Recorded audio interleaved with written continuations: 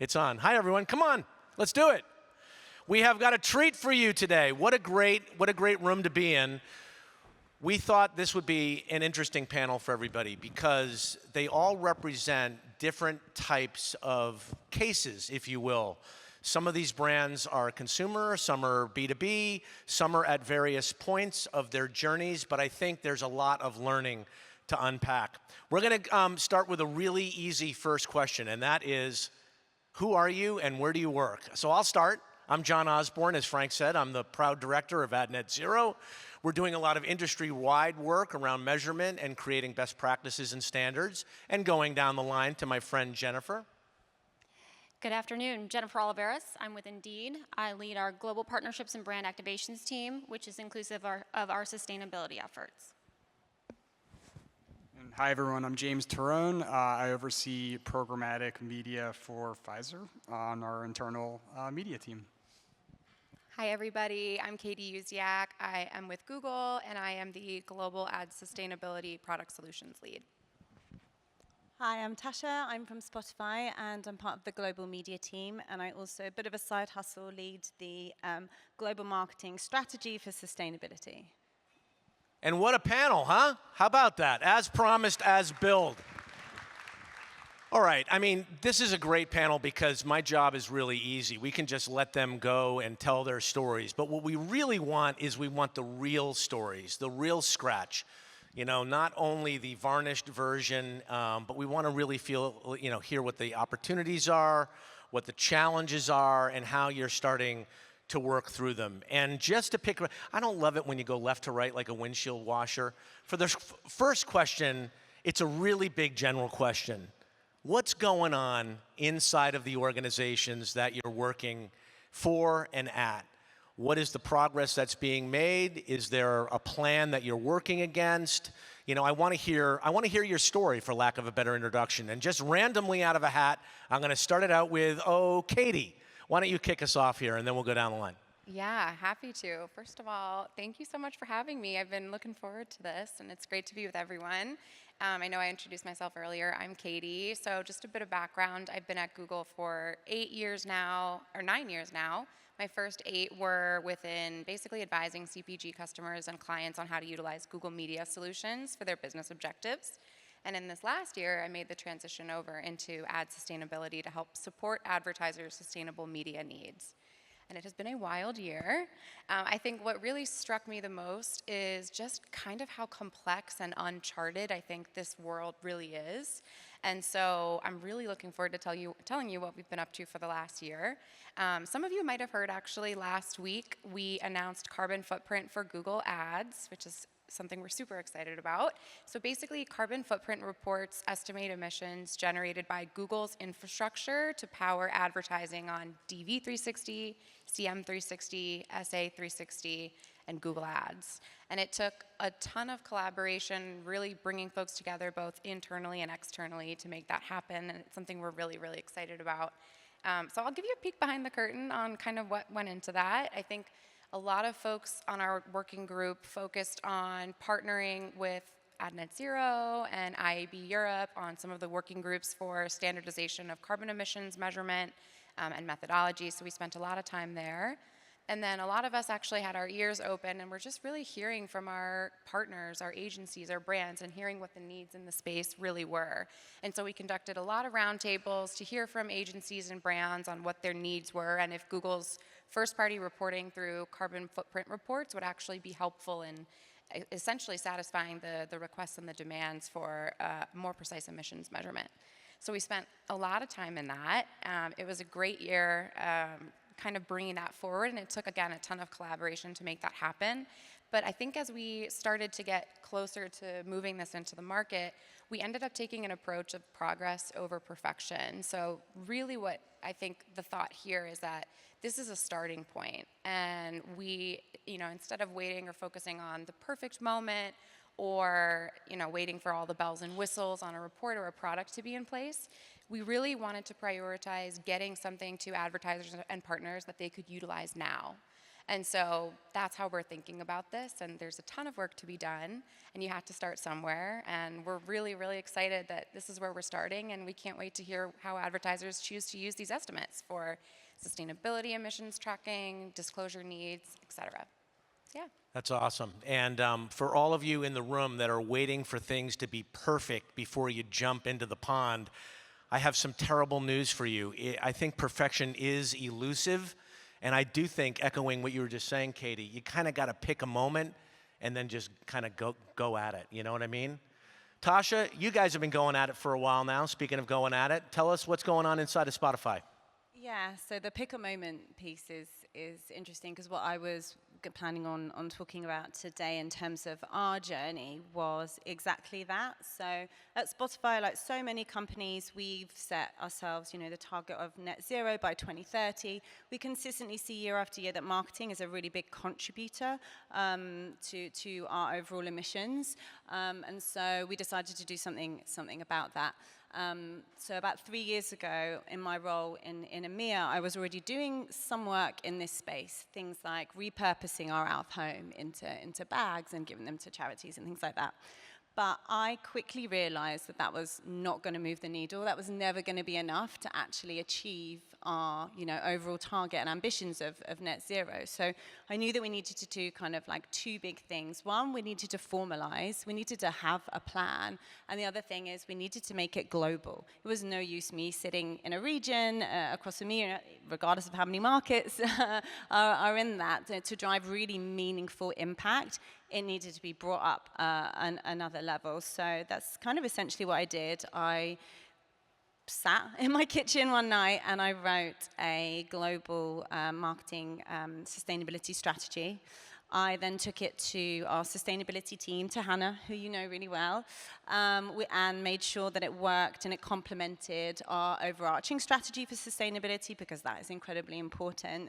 And then I took it to leadership. And I think what was so important about this part of the journey is it really took it from me just doing something on my own because I was passionate about it, taking it to leadership and with a really clear plan of saying, right, this is what we want to do, but really importantly, this is how we're going to get there.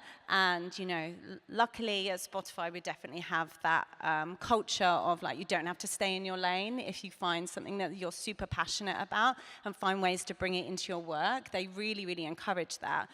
So I am aware that that is like a big privilege and was super lucky for me with this work. And they kind of gave me the green light to go off and just run it globally. And, we're still using that strategy today. And what's been amazing, and we've evolved it obviously slightly over the years, but what's been amazing about having that would have been very difficult without it, is it's given us real clarity and focus and purpose and intent, and prioritized like the key things that we want to do and why we want to do it, because it all adds back up to like our overarching goal of making marketing more sustainable for Spotify. Ooh, there was a lot packed in there. I hope we caught it all. That's phenomenal. Sorry. What I love most was the green light you were given. You're lucky to work in an environment, no pun intended, a culture where they allow and encourage that kind of cross-hopping, from group to group. James, I'm looking at you. Spirit of full disclosure, James and I have never met until we did our prep call the other day. And in the spirit of full disclosure, we're proud supporters of Jennifer and Tasha and Katie, and they support us a lot in return. But what I love about James's story is they're in the early days. And yet still, he felt competent enough to come here and step out on the stage and give you a bit of a glimpse of a company that is just now getting their arms around this thing. And I thought it would be valuable insight for us as we are thoughtful about the customers and the partners that we approach. James, over to you. Thank you for that. So I've been at Pfizer for 5 years now. Long before my time, Pfizer's had some really ambitious sustainability goals. Our current long-term goal is to cut Scope 3 emissions by 90% by 2040. Ad sustainability for the internal media team hasn't really been a focus in full disclosure, just to be honest.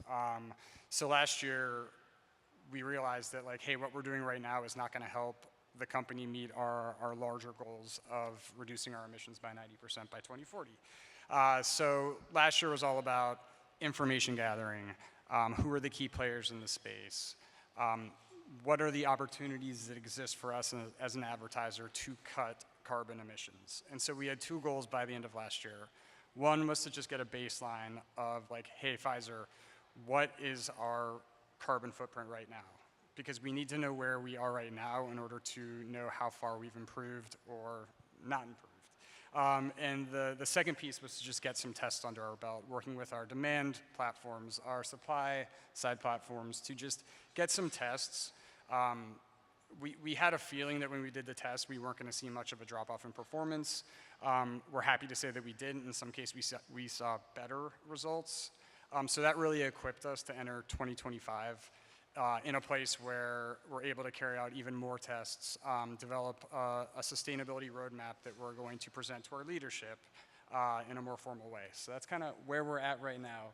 Early days, but we do have a vision for what we want to do in the next couple of years. You know what? Congrats on getting going. And you said something really, really important. You got to know before you go. I live in Connecticut. It's like a slogan on the local traffic station, and it sticks to the roof of my brain. But you got to know before you go. You can't go anywhere unless you know what you're measuring against. Jennifer, very appropriately dressed, I might add, sporting the green, very on theme. What's your story? Yeah, so a lot of what my fellow panelists mentioned is what we've been doing at Indeed. We say progress over perfection all the time and celebrate the little wins, because the little wins add up to big wins and can make big differences. Last year was a big foundational year for us, understanding, baseline measurement, because again, we say you can't measure what you don't know. And you can't optimize what you're not measuring. So we mobilized a team within marketing, from production, media, and events, to help think about what needs to be done, how we can really make a measurable difference, and create a roadmap that will get us where we need to go. At Indeed, we have some pretty significant sustainability goals, namely net zero greenhouse gas emissions by 2030. And so our team is woven into the entire business. Sustainability isn't a side project for us. It's really woven into all of what we do to ensure that we're meeting those goals. That's great. I'm just going to go for a quick follow-up. James, I want to go back to something that we were talking about earlier, and that is I'm hearing a lot about progress in the form of innovation. I'm seeing a rapid rise of productization and innovation across the entire ecosystem. Speaking of ecosystem, I'm seeing partnerships, new partnerships being formed, some sustainable swaps starting to be made in terms of partnership. Are you guys feeling that, even in these early days, James, at Pfizer? And then Tasha, I'm going to bounce down to you. Yeah, sure. I think that there's like 2 key areas of partnerships where we've been able to see this innovation from an ad sustainability standpoint. First off, our media agency, Publicis, they've been fantastic in terms of providing us with information, helping us carry out some of these initiatives that we want to test. So they've been great. And then also just relying on our platform partners to update us on what are the opportunities that are out there? What could we be doing better?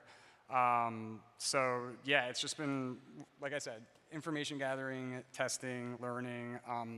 But I think it's just been great that this is a conversation, and everyone we talk to, it's not like, it's mentioned in a lot of the conversations. How can we be doing better? How can we reduce our carbon footprint? So the conversation itself is a connector, if you will. Tasha? Yeah, absolutely. So collaboration is pretty critical. With this work, you can do very little on your own. So yeah, we really prioritize the partnerships internally. We work with our finance team, who are here today. We work with our sustainability team and our agency, also Publicis, who are also here today. That's been really, really important. I think the other layer that we've found incredibly successful is that I've worked very, very close with all the local marketing teams. So when a new test comes across, a new opportunity, I know straight away which market it's going to make most sense to. to, but also which markets are most leaned in, are most open to willing and to do a test and take a risk, because you need those people at the beginning to kind of get the data in order to prove back to the business that it works. So finding those tests and those people have been incredibly important. And I think one of the most successful partnerships that we've had to date is with Greenbids, who we've been working with since 2023, who again are also here today, so super collaborative effort. And we've been working with them since 2023 to optimize our YouTube buys.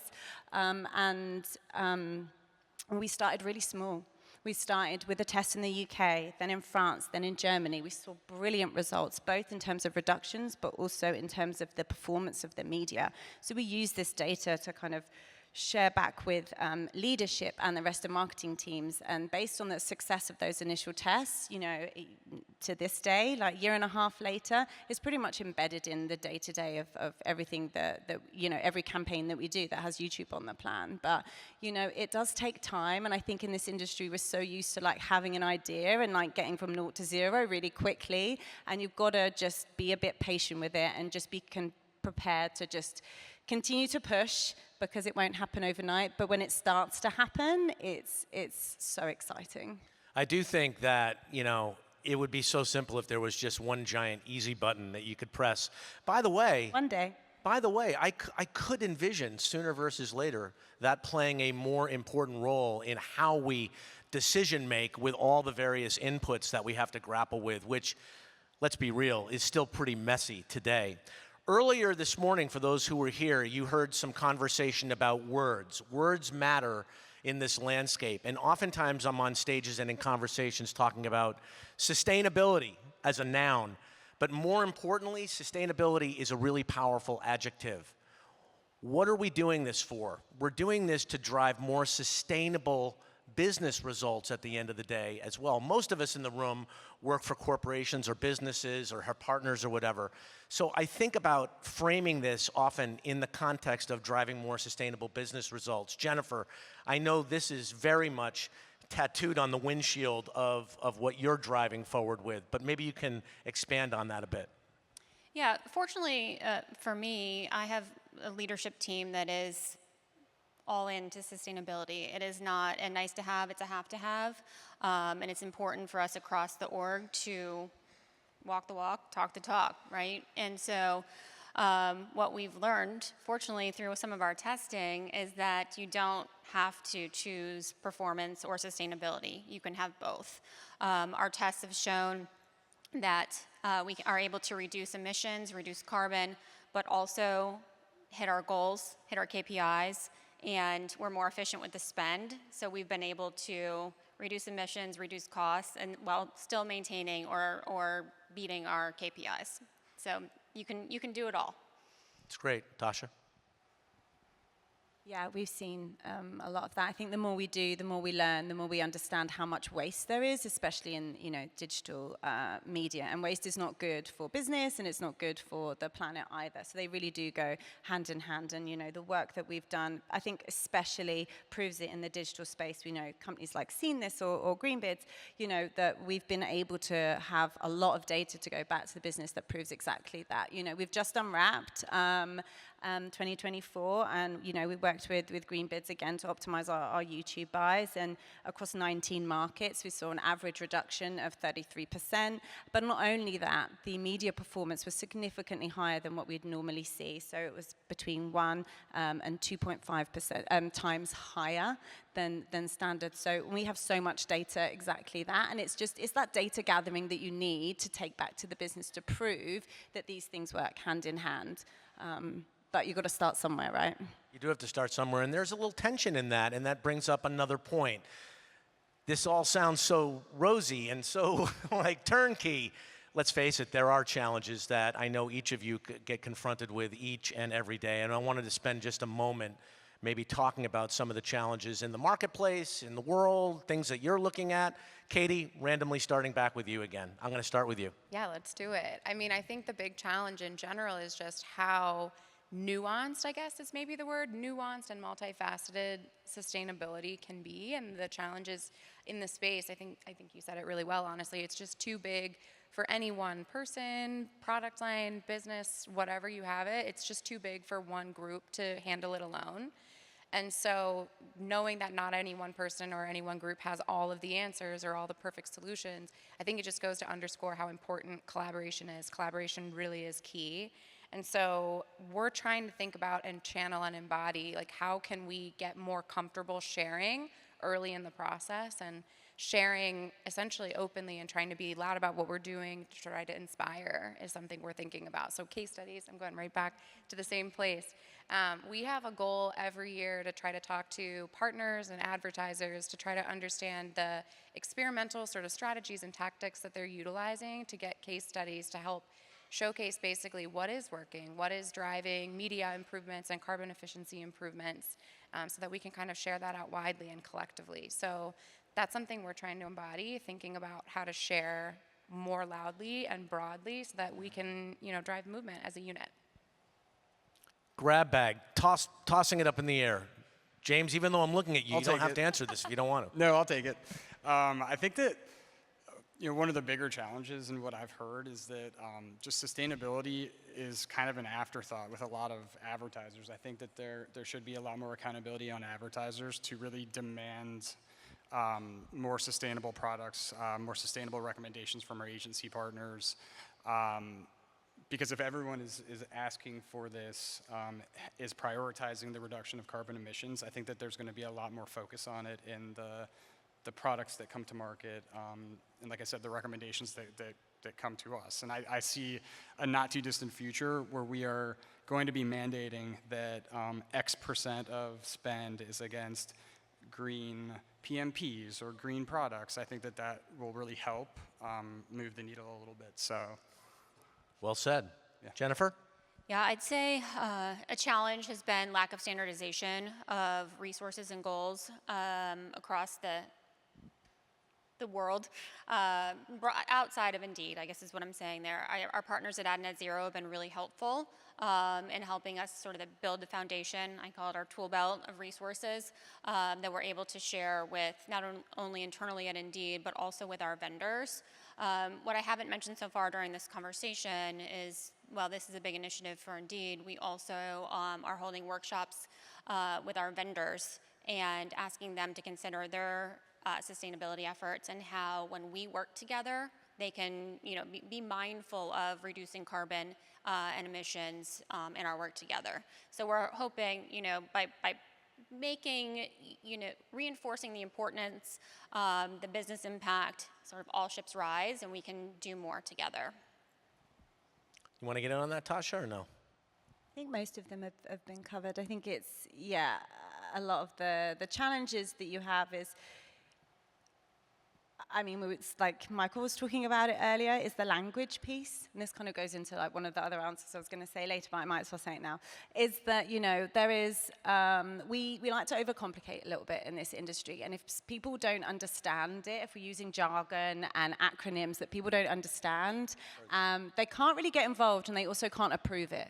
So it's been such a, deliberate effort when we're talking about this work, is that we use really clear, simple language that people can understand. The doom and gloom point, I just was loving that earlier as well, because that's also something that we do. We position this work internally as something exciting, something fun, for people to want to get them involved with it, because there is so much doom and gloom, and it really puts people off wanting to get involved. If it's doom and gloom and they don't understand it, that is a huge barrier. So we've done a lot of work in trying to remove all of that. I don't know if we made it sexy yet, but we've definitely made it like joyful and positive. So yeah.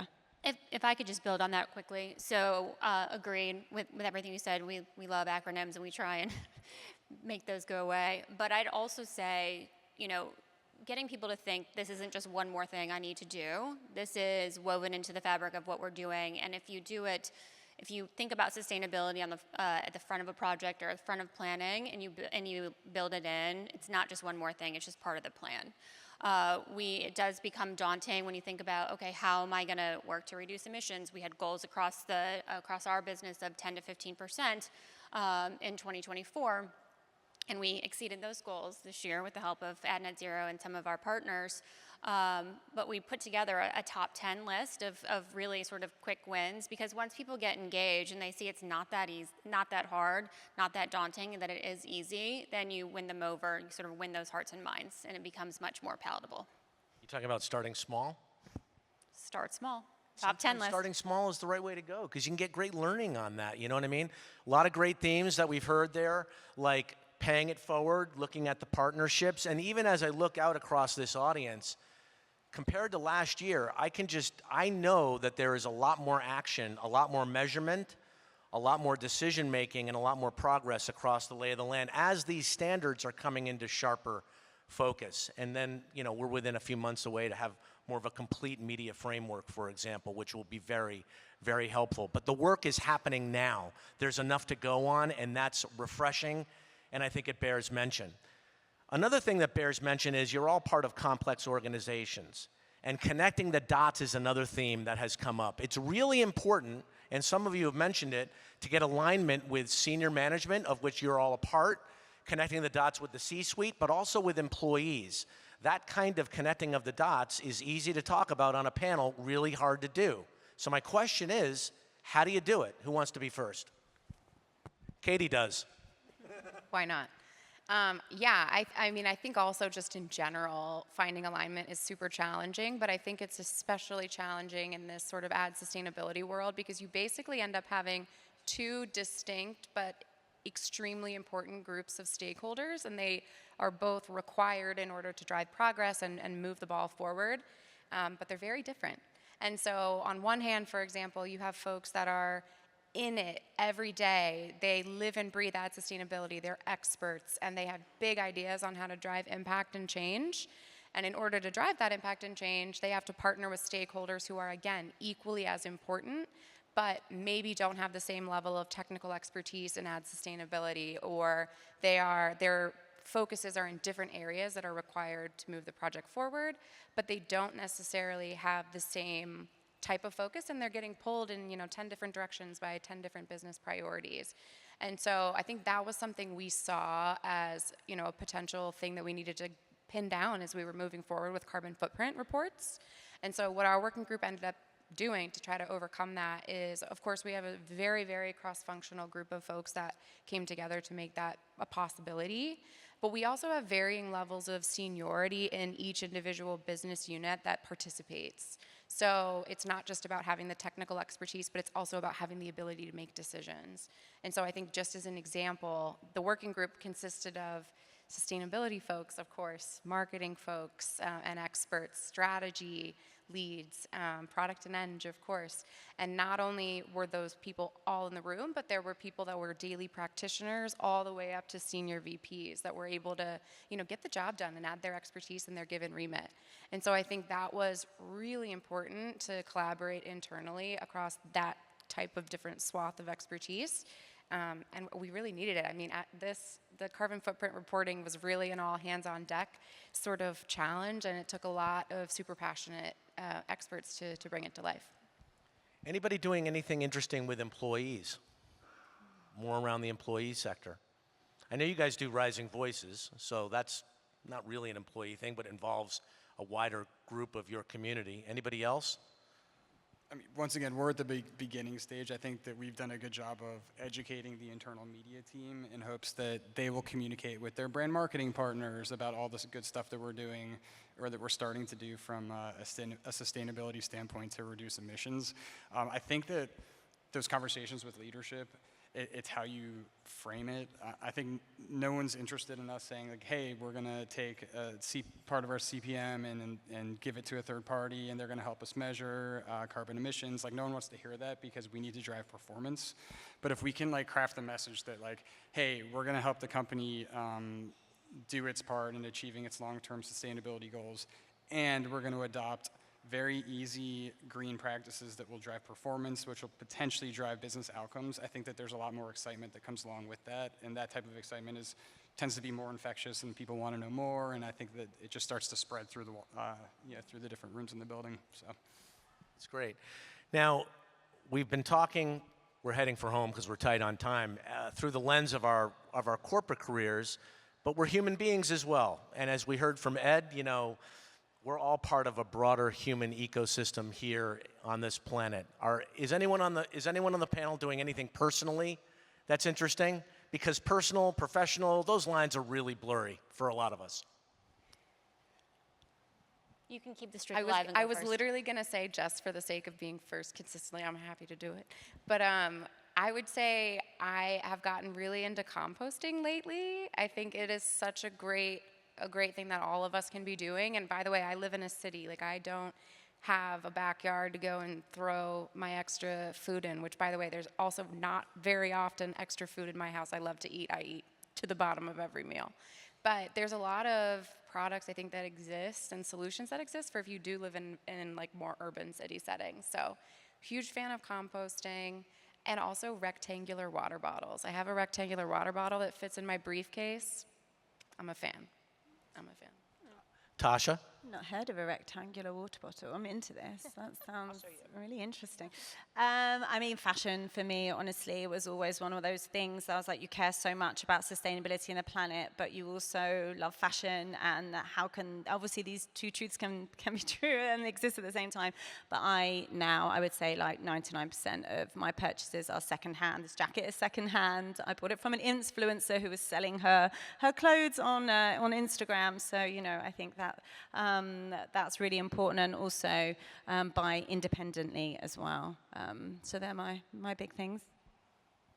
I have an electric vehicle and composting as well. It's part of my kids' chores each week is to handle the composting. So we're starting them young to reinforce the importance of sustainability, so the world is a better place for them. But that's part of the deal before they get their allowance. And for me, I live in the city, so I try not to Uber or taxi. I think like I'm committed to walking or taking mass transit. My newest thing in 2025, I saw this really disturbing YouTube video on fast fashion and like the damage it has on the environment. So with Tasha, like 2025, I've only bought products from companies that I know have sustainability at the center of their business model. So like Patagonia, Fair Harbor. It's just a couple months in, but yeah, I'm doing it so far. For me, I'm eating more. Vegetables. Vegetables. Yeah, I added the word vegetables. How about the fact that we got this great panel out here today to step out on the stage and talk honestly about what's going on?